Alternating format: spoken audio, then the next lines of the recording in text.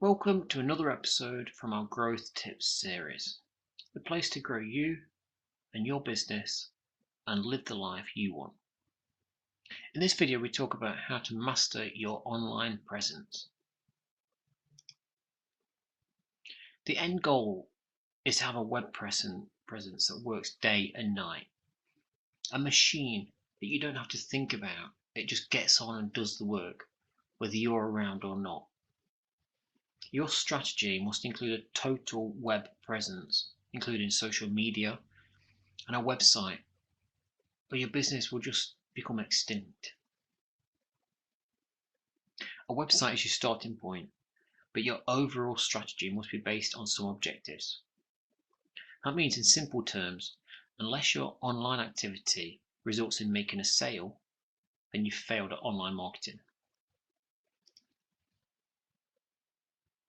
Great web design comes down to combining elements in ways that make it easy for people to engage with the content, but also make them do whatever you want them to do without them even thinking about it. You can do user testing to get it right.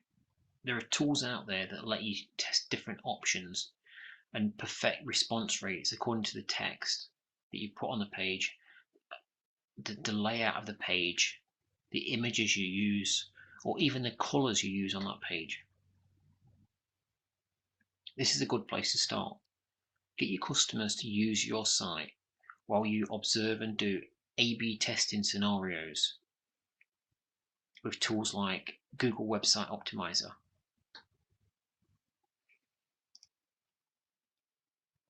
Doing keyword research lets you know what most people search for in relation to your service. One tool for this is the Google Keyword Tool, but there's many variants such as Word Tracker. Don't forget to ask your customers what they search for too. How can a customer reach you? A contact page should provide multiple ways for them to contact your business. As the business grows, you might include the departments within the business and direct to your team members. But you should also have contact information on every web page. This can also help your local search listings too. Search engines love content that's featured on blogs. With most websites, it's easy to add blog content, and it's good because it draws links more naturally back to your site. People like what they read and they'll link to it. More importantly, most people see blog posts as more of an opinion than a sales message, whereas the rest of your website is most likely going to be heavily focused on selling.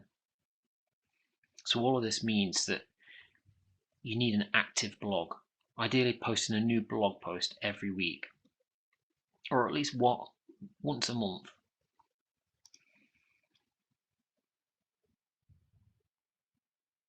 Your content should be placed in numerous outposts and social networks to open up additional paths.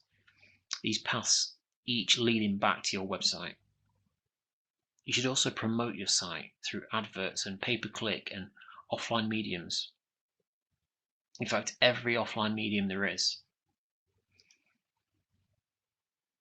Most site owners would benefit from spending half their efforts and money on conversion instead of trying to generate new leads. Hiring a landing page consultant and testing every element of your site may pay off faster than hiring an SEO coach. If you generate lots of leads to the site, but none of them convert into a sale, you've wasted your time with the first part because the chances are they won't come back. Test landing pages for the specific purpose of gaining trust and gather contact details, or you'll forever be left to hope they come back. Use great content, free seminars and ebooks to draw them back. The primary purpose of a website is to act as a hub to integrate and connect all of your content. to the huge number of other outposts where you might participate and create awareness online. Now, there's this assumption with businesses that when you have a website, you need to have all of these standard pages. You need a home page, an about us page, a services page. If you're copying what everyone else is doing, what makes you different? So changing the way you structure your website is one of the steps toward differentiating your business to your customer. The purpose of your website is to allow your visitor to begin the task of knowing, liking, and trusting you in the easiest way possible. So here's a few of the benefits of a content-driven site over those of a standard website with no content on it. First of all, awareness. Your customers expect you to have a website. Most prospects start their search online before they ever pick up the phone. The sales cycle will be shorter. With a rich content-driven website, your prospects will feel that they can trust the business. They get access to information. A website offers access to marketing materials whenever they wish. You can save the contents of your marketing pack online and direct your prospects to your website to acquire the information. It helps others to refer your business. A content-driven website allows referral contacts to share great deals about your business just by directing them to it.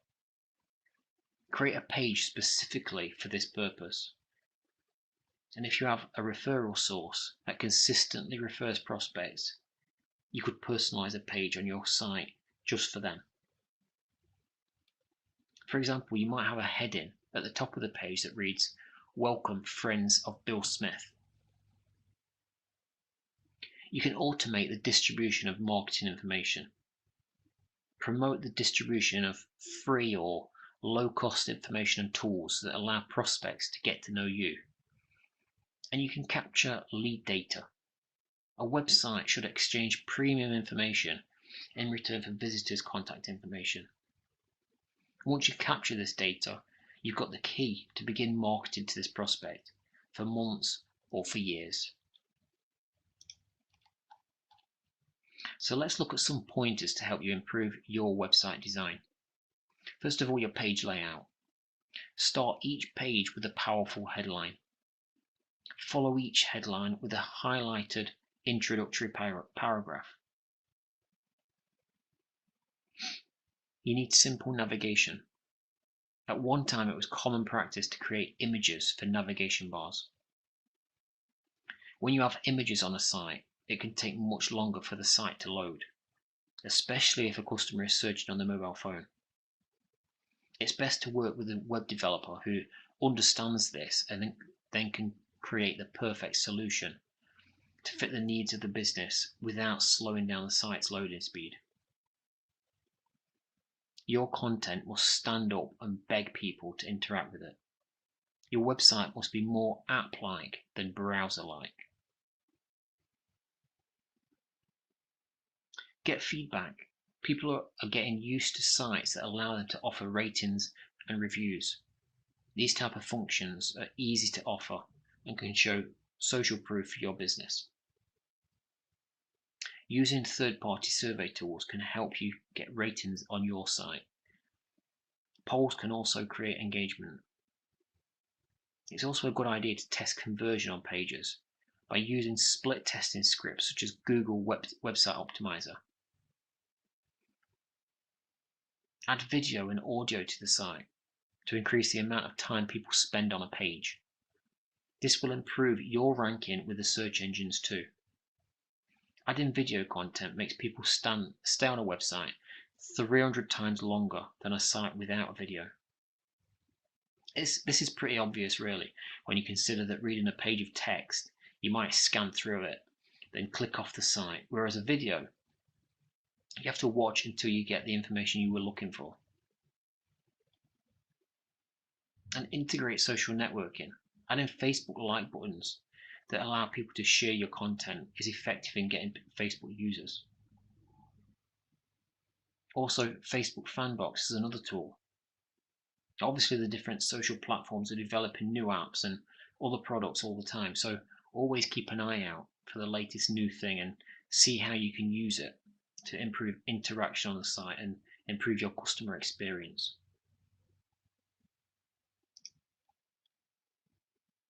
Amplify for awareness. So how can you amplify your content so that people can interact with it or even get to see it? This can include promoting your site and all the online ways people can find in your offline pieces. Adding social profiles to business cards and stationery is a good way to start.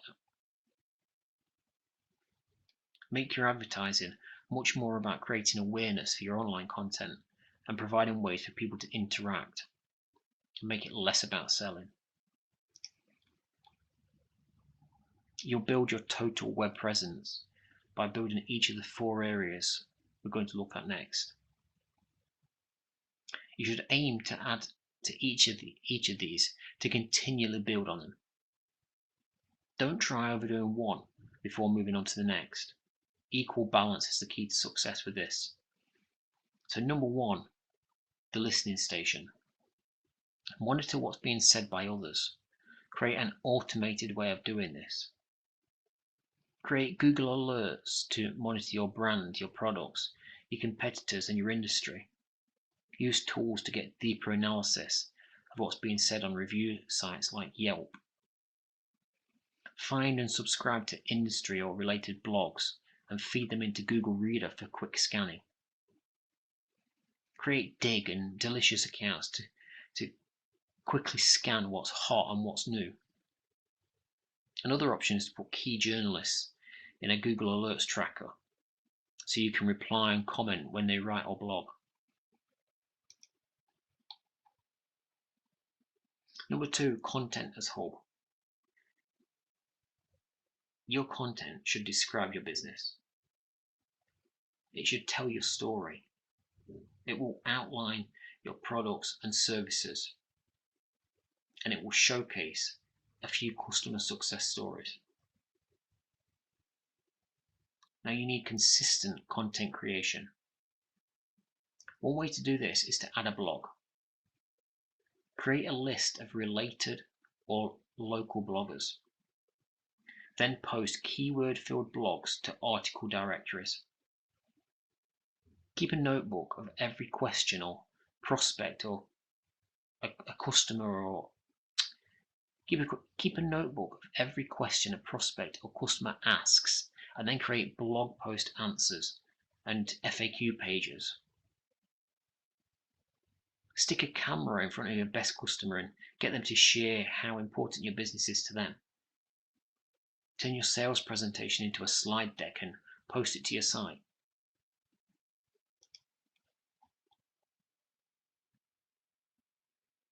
At number 3, we have pushing out assets. Create YouTube, Flickr and SlideShare accounts and post your videos, images and slides with complete keyword-rich descriptions of each to the sites. Claim your Google Places, Yahoo Local and Bing Local profiles. Build a LinkedIn profile and company page, complete with lots of links back to your site, to your blogs and to your events. Create an official Facebook fan page. Claim your company pages on review sites like Yelp and CitySearch and start taking part in the review process. Build profiles in social networks beyond Facebook and LinkedIn. Use your Facebook page as a way to create awareness about events and content, and as another vehicle to reach prospects with fresh content. Ask and answer questions on LinkedIn. Learn how to mine the various social platforms to get leads and opportunities.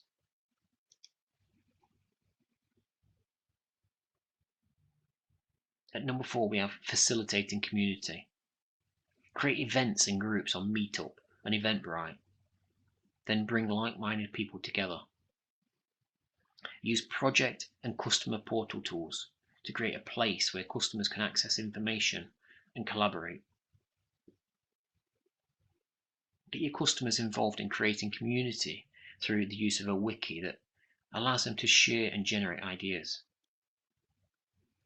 And set up Facebook groups and add your customers and prospects so you can host live group chats and peer-to-peer discussions.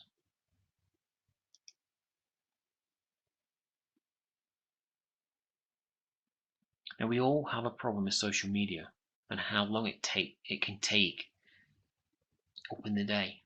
So a good way to get around this is to use automation tools to do some of the work for us. So here's 5 social media hacks for automation whilst keeping a personal connection. Number 1 is Stumble Upon, a social bookmarking site that allows people to bookmark and find interesting information. Pick categories of content that you have an interest in, or your audience might have an interest in. Install the Stumble Upon browser tool. Then when you want to find content, just hit the Stumble Upon browser. Number 2 is the Roundup, one way to create and deliver content. Use bookmarking tools like Delicious and tag sites you come across with various tags such as blog or newsletter or by industry. Then go back at the end of the week and start writing a post or newsletter based on these abstract content. Number 3 is Reader to Twitter feed. Twitterfeed.com allows you to connect any RSS feed to your Twitter account and auto-tweet anything that's added to the feed. This is sometimes a little bit spammy, but so we aren't doing that here. So filter the post so you find and let it tweet that instead. Number 4 is RSS to HTML. Use tools like Google Dynamic Feed Control Wizard to do this. And number 5 is blog to fan page. Set up the notes function on the fan page. You can click add a new note and you'll see that one option is to add a blog feed. You do this and you get a new tab, which is the name of your blog and the last 5 or so blog posts.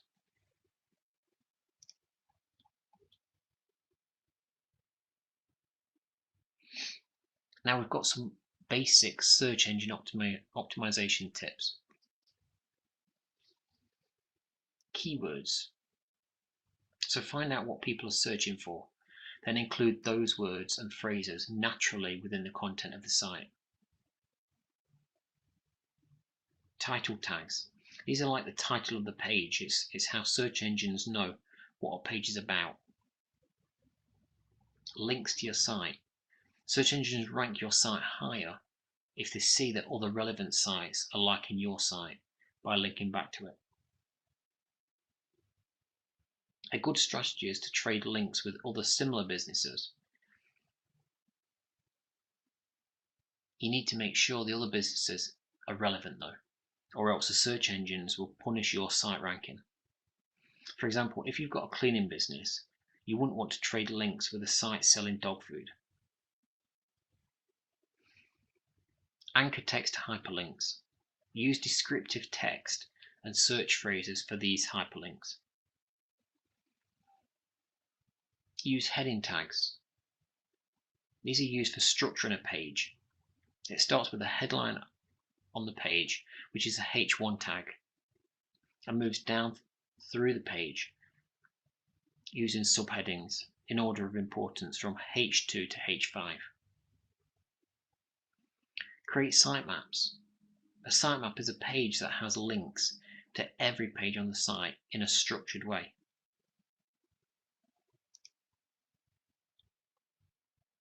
So here's some action steps for this video session. Number 1, rework your marketing pack content for your website. Number 2, consider adding a blog to the site. Number 3, find a web designer that understands search engine optimization. And number 4, locate sources for additional website content. And that's it. Thank you for watching. I hope you've got some value from this. You can download the workbook by clicking the link below. If you think others would get some value from it, please invite them to join the various social media groups and pages. And that's it. Until the next time. Thanks for watching, and I look forward to seeing you next time.